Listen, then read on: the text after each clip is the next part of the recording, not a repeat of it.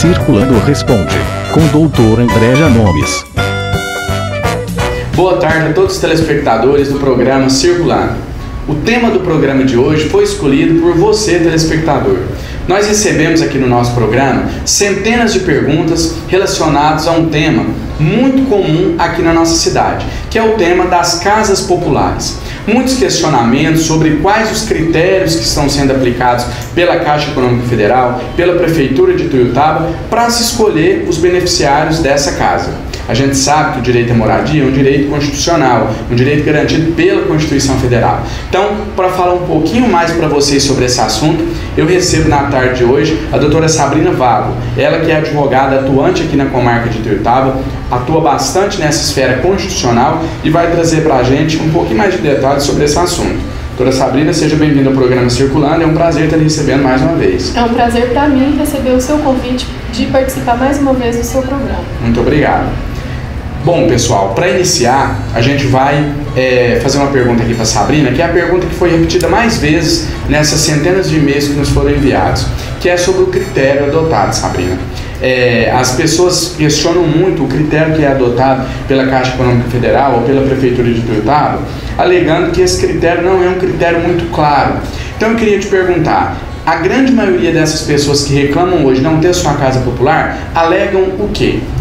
André, eu tenho recebido inúmeras reclamações de pessoas que já fizeram inscrição 1, 2, até 3 vezes e ainda não conseguiram obter sua casa própria. É complicado porque são pessoas realmente carentes, pessoas que precisam da casa para morar, que pagam com aluguel até mesmo sem poder. Tem pessoas que ganham um salário mínimo e pagam R$300 de aluguel. Mesmo assim, algumas dessas pessoas têm o pedido negado. E mesmo assim, algumas dessas pessoas ou têm o pedido negado ou não obtêm qualquer tipo de resposta. Às vezes, as reclamações são inúmeras, mas às vezes acontece de a pessoa sair na lista aprovada e depois aparece que está com pendência. Aí a pessoa vai até a Caixa Econômica saber qual que é a pendência. Às vezes é uma documentação que não foi trazida corretamente. E aí a pessoa vai, legaliza aquela pendência e ainda assim não obtém qualquer tipo de resposta ou tem o seu pedido negado. Sabrina, e você dando essa explicação, eu fiquei com uma dúvida aqui que eu acredito que possa ser a dúvida de grande parte das pessoas que estão nos assistindo e que já passaram por essa verdadeira via cruzes, que é a luta por essa casa popular. A minha pergunta é a seguinte: as pessoas que têm esse pedido negado, elas sabem por que foi negado? Há uma clareza de informações? De repente o cidadão foi lá, fez a inscrição para obter a casa, ele não conseguiu. Ele sabe exatamente por que ele foi negado ou não? Porque o pedido dele foi negado ou não? A maioria não sabe, André. A maioria das pessoas não sabe por que teve o pedido negado. Algumas sim. Umas chegam até mim falando que teve o pedido negado porque na hora que a pessoa foi fazer a entrevista na casa, o ex-marido estava visitando os filhos e a pessoa concluiu que ela ainda estivesse casada, ainda estivesse em união estável com aquele marido e somando a renda dos dois, a renda ultrapassaria aquele limite imposto pela Caixa. Então, ainda assim, elas têm o pedido negado.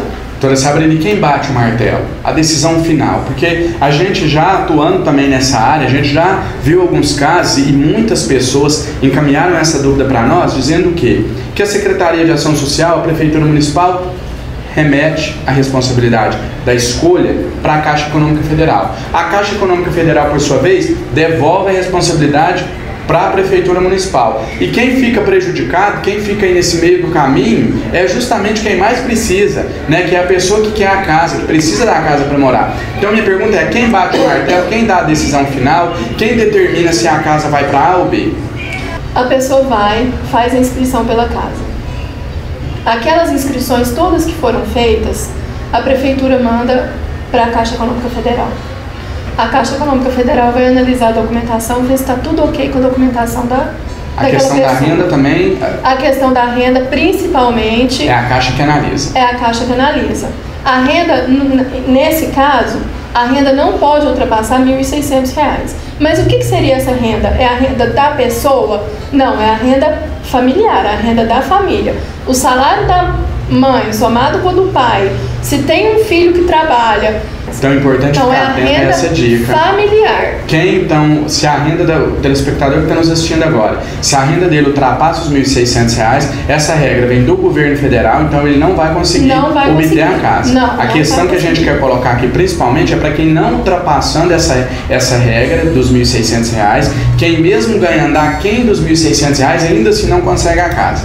Pois é, aí a Caixa Econômica faz essa análise dos documentos e retorna para a prefeitura. E aí é a prefeitura quem faz a distribuição das casas. Correto.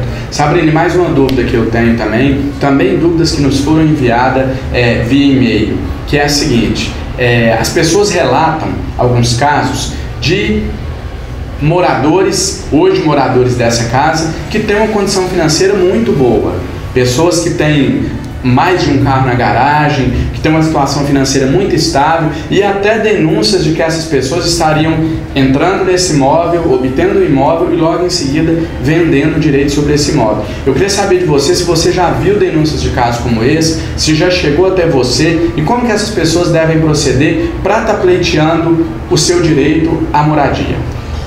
André, se você entra no site da Caixa Econômica Federal, lá vai estar explicando tudo corretamente, o que é preciso, o que pode, o que não pode nesse projeto Minha Casa Minha Vida. E entre esses quesitos está lá falando claramente que a pessoa não pode usar a casa para locação. A casa do projeto Minha Casa Minha Vida é para moradia das pessoas carentes, que seria o único modo delas obterem uma casa própria. Essas pessoas não têm um outro meio de obter uma casa própria a não ser pelo projeto Minha Casa Minha Vida. Infelizmente, chega muita denúncia mesmo de pessoas que têm imóvel. Outro requisito: a pessoa não pode ter imóvel próprio. Então quem já tem um imóvel próprio não pode pleitear. E mesmo assim, muita denúncia chega até mim contando de várias pessoas que têm imóvel próprio e conseguem casa do projeto Minha Casa Minha Vida para alugar. Então, assim, a pessoa vai pagar R$70, R$80 de prestação de uma casa que é dela, enquanto está ganhando R$300, R$400 de aluguel. E aquela pessoa que precisa da casa para morar fica sem a casa. Infelizmente, existem muitas denúncias assim, nesse sentido, e no sentido também de pessoas que pegam a casa para poder efetuar negociação, para fazer troca. Já teve gente que ficou na porta da casa esperando a pessoa chegar com um veículo, com moto, com carro, e trocou. Falou: toma aqui a chave, a casa é sua, me dá o carro aqui, pronto, acabou.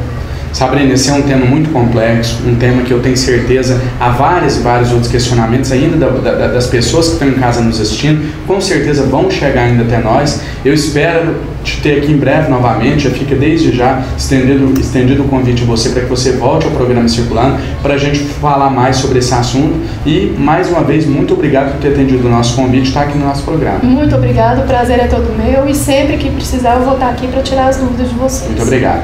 E para você que está nos assistindo, fica o alerta então.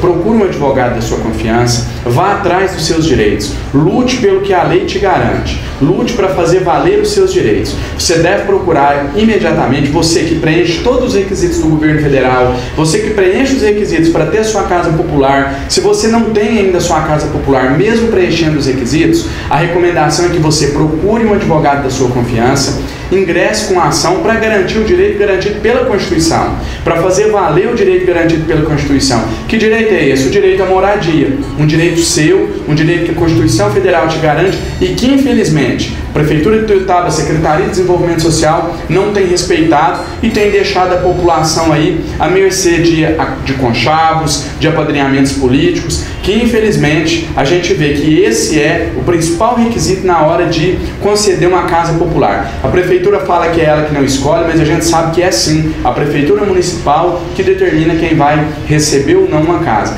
Prova disso é que quando há uma desapropriação, a Prefeitura logo oferece uma casa do programa Minha Casa Minha Vida para esse morador. Isso comprova que quem escolhe quem vai ser agraciado com os imóveis é sim a Prefeitura Municipal de Tuiutaba. As denúncias são graves, são dezenas e dezenas de denúncias de pessoas que não precisam do imóvel e que ganharam este imóvel. Enquanto isso, como a Sabrina disse aqui, a população carente, a população mais sofrida, a população que precisa de fato do imóvel para residir com sua família, não está conseguindo. Então procure um advogado, ingresse com a sua ação e nós continuamos à disposição no Circulando Responde para tirar todas as suas dúvidas. Um grande abraço e até o próximo programa, se Deus quiser. Circulando Responde, com Dr. André Janomes.